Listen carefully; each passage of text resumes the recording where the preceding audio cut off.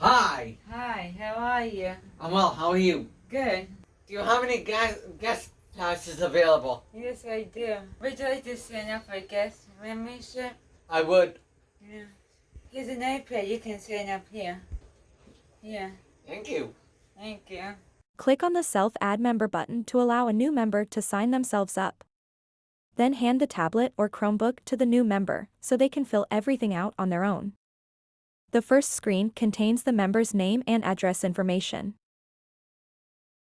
The next screen contains emergency contact info and more.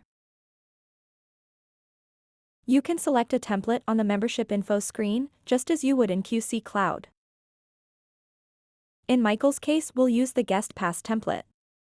That will give Michael 1 free week to work out at the club. The next screen is the account info screen.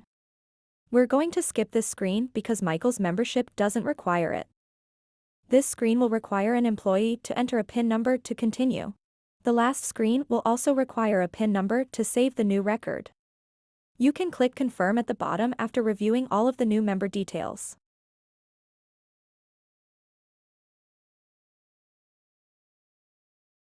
I filled everything out. Okay, Michael. Here you go.